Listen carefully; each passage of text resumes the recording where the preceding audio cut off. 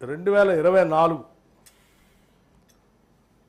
జనవరి ఈ సంవత్సరంతో గత సంవత్సరం 2023 జనవరి నెలలో పోలిస్తే 220 మిలియన్ యూనిట్స్ పర్ డే నుంచి మొదలైతే అధ్యక్ష, ఈ రెడ్ లైన్ వచ్చి 2023 జనవరికి సంబంధించి 220 నుంచి యూనిట్లు మొదలు పెడితే ఇక్కడ వరకు ఏ లెవెల్లో మీకు చూపించాం.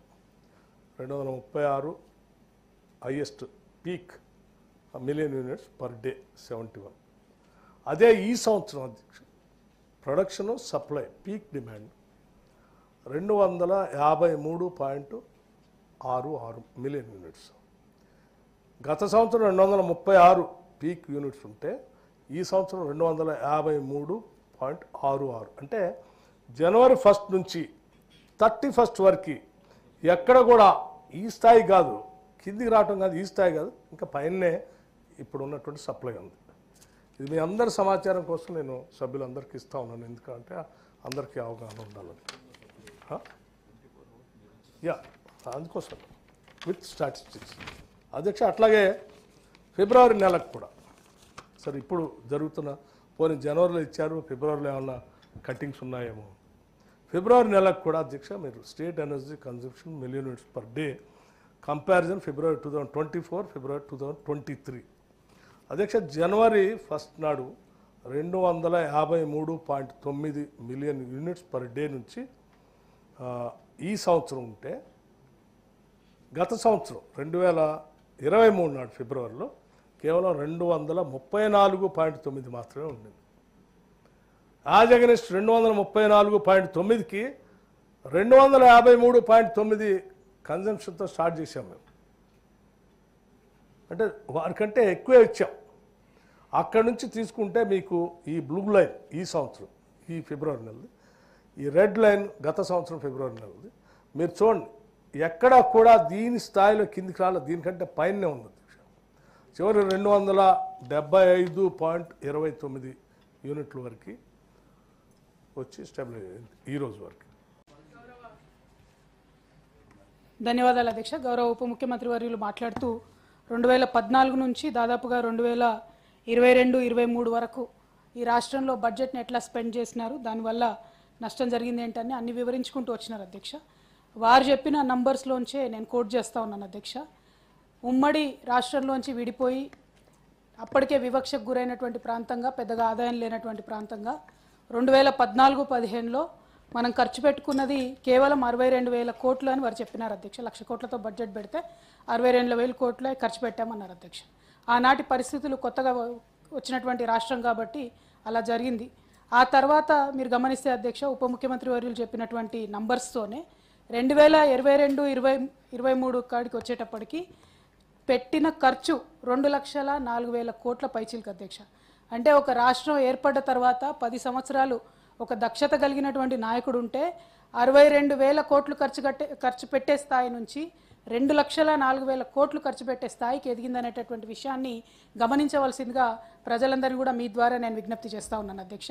ఇవాళ 2,04,000 కోట్లు ఖర్చు పెట్టేటటువంటి పరిస్థితికి రాష్ట్రాన్ని తీసుకొచ్చినాం కాబట్టే కొత్తగా ఏర్పడ్డటువంటి ఇప్పుడు ప్రభుత్వం 2,75,000 కోట్లతో బడ్జెట్ పెట్టేటటువంటి అవకాశం వారికి వచ్చింది అధ్యక్ష.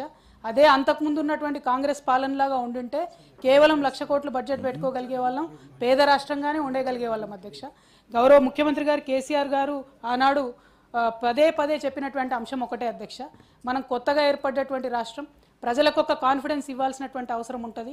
ప్రజలకు ఎంతసేపు మనం దివాలా తీసినాం, దిగాలు పడిపోయినాం, పేద రాష్ట్రం అని చెప్తే ఓవరాల్గా కాన్ఫిడెన్స్ ఉండదు. కాబట్టి ఆ కాన్ఫిడెన్స్ని పెంపొందించడానికి మన కష్టాలేవో మనం పడదాం, కాకపోతే ప్రజలకు మాత్రం కాన్ఫిడెన్స్ ఇద్దామని చెప్పేటటువంటి అంశాన్ని వారు ఏదైతే టేకప్ చేశారు అధ్యక్ష, it prove to be right అధ్యక్ష.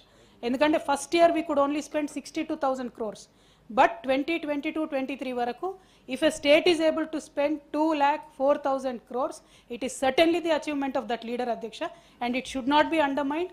మీరు అంకెల గారెడ్ చేసి మా ప్రభుత్వం యొక్క 10 ఏళ్ల పాలనను ఏదో తగ్గించాలని చూస్తే అంకెలు దాగవు అధ్యక్ష. మీరు చెప్పిన అంకెల్లోంచే నేను మీకే కోట్ చేసి చెప్తా ఉన్నాను అధ్యక్ష. అదేవిధంగా అధ్యక్ష నాకు కావాల్సినటువంటి క్లారిఫికేషన్ ఒకటి ఉంది అధ్యక్ష. కరెంటు గురించి వారు మాట్లాడినారు అధ్యక్ష. ఇక్కడ ఉన్న వాళ్ళం మనందరం కూడా సాక్ష్యం అధ్యక్ష. ఇక్కడ అనేక మంది యూట్యూబ్ ఛానల్ ఏమైంది అది? ప్లీజ్ వారు ఆన్సర్ చెప్తారు.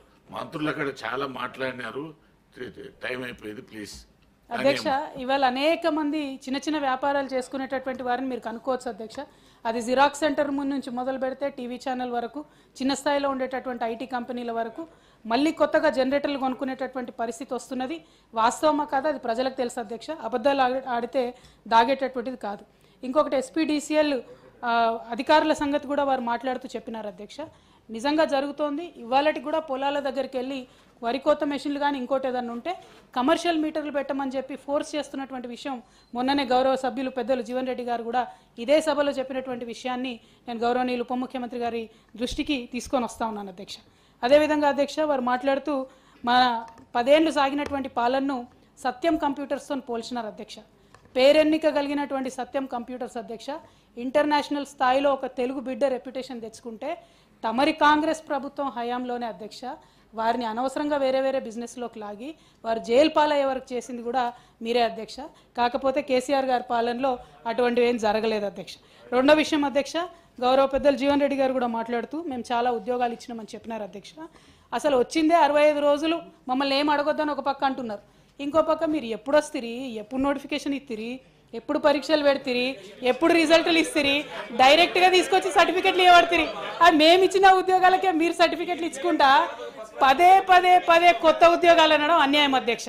ఇకపోతే అధ్యక్ష అబ్సల్యూట్లీ బై ఛాన్స్ అధ్యక్ష మీరు లక్కీగా అధ్యక్ష ఒకటే ఇంకా క్లారిఫికేషన్ అధ్యక్ష. ఇప్పుడు యువ వికాసం పేరుతోని గౌరవ పెద్దలు బట్టి విక్రమార్క గారి సంతకంతో అధ్యక్ష మన రాష్ట్ర ముఖ్యమంత్రి వర్యులు రేవంత్ రెడ్డి గారి సంతకంతో ప్రతి ఇంటికి ఎన్నికలప్పుడు వీళ్ళు పంచినారు అధ్యక్ష. ఇందులో యువ వికాసంలో నిరుద్యోగ భృతి ఇస్తామని చెప్పారు అధ్యక్ష 4,000 పర్ మంత్. మరి అది ఉందా లేదా, ఉంటే బడ్జెట్లో దాని ఊసెందుకు లేదు అన్నటువంటిది. ఎందుకంటే ప్రియాంక గాంధీ గారు బట్టి విక్రమార్క గారు కలిసే వారు ఒక సభలో ప్రకటించినారు అధ్యక్ష. మరి బట్టి విక్రమార్క గారు అబద్ధం చెప్తున్నారా, ప్రియాంక గాంధీ గారు అబద్ధం చెప్తున్నారా, క్లారిఫికేషన్ ఇవ్వాలి అధ్యక్ష.